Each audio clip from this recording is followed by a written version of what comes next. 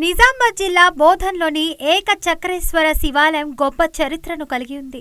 ఇది పాండవుల కాలానికి చెందినదని నమ్ముకుంటారు. ఈ ఆలయాన్ని భయానకుడు బకాసురుడిని ఓడించిన తర్వాత పాండవులు స్థాపించారు. ఇది సప్తమోక్ష స్థలాలలో ఒకటిగా పరిగణించబడుతుంది. చక్రేశ్వర స్వామిపై భక్తి అలవర్తించే ఈ పూజ్య స్థలం నిత్యము సందర్శకులను ఆకర్షిస్తుంది. బోధన్లోని ఏకచక్రేశ్వర శివాలయానికి గొప్ప చరిత్ర ఉంది. ఇది పాండవుల కాలం నాటిదని నమ్మకం.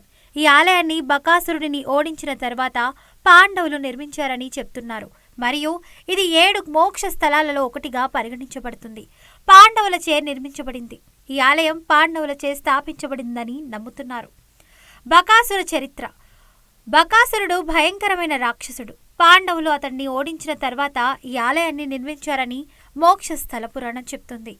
ఈ ఆలయం సప్తమోక్ష ధామాలకు 7 మోక్ష స్థలాలు సమానమైనది పరిగణించబడుతుంది. పరశురాముడి ప్రస్తావన. కొందరు ఈ ఆలయాన్ని పరశురాముడు కూడా స్థాపించారని, ఇక్కడ ఉన్న శివలింగం చాలగ్రామ శిలతో చేయబడిందని నమ్ముతారు. ఇది బహుధ్యానాపురం బోధన్లో ఉంది. చక్రేశ్వర శివాలయం ప్రత్యేకత. బోధన్ చక్రేశ్వర స్వామి శివాలయాన్ని దర్శనానికి తెలంగాణ రాష్ట్ర నలుమూలలతో పాటు మహారాష్ట్ర, కర్ణాటక, ఆంధ్రప్రదేశ్ నుంచి భక్తులు వచ్చి పూజలు నిర్వహిస్తారని ప్రధాన అర్చకులు తెలియజేశారు. శుద్ధ స్ఫటిక సంకాశం, శుద్ధ విద్యాప్రదాయకం, శుద్ధం పూర్ణం చిదానందం, సదాశివమహం భజే.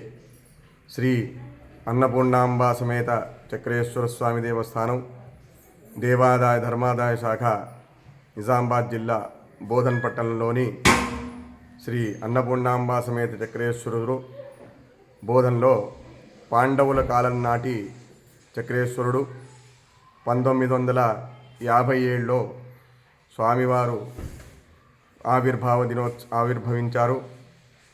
స్వామివారు మహోన్నతమైనటువంటి శివలింగం, ఎటు చూసినా కూడా 6 ఫీట్ల 2 అంగుళాలతో మహోన్నతమైనటువంటి దివ్య ఆకారంతో ఉంటాడు. విశేషంగా దీనికి పరశురాముడు మరియు శాండిల్య మహాముని ఇద్దరు కూడా తపశ్చర్య చేసి ఇక్కడ ప్రతిష్టాపించినటువంటి శివలింగము.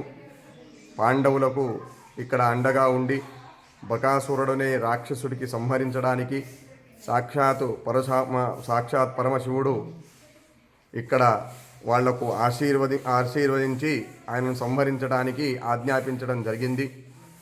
అట్టి మహోన్నతమైనటువంటి శివలింగం ఇక్కడనే అనుష్ఠానం చేసి తపశ్చర్య చేసి ఏకాగ్రతతో మామూలుగా పరశురాముడు మరియు శాండిల్య మహర్షి ఇద్దరు కూడా సాలగ్రామ శిలైనటువంటి శివలింగాన్ని ప్రతిష్టాపించడం జరిగింది.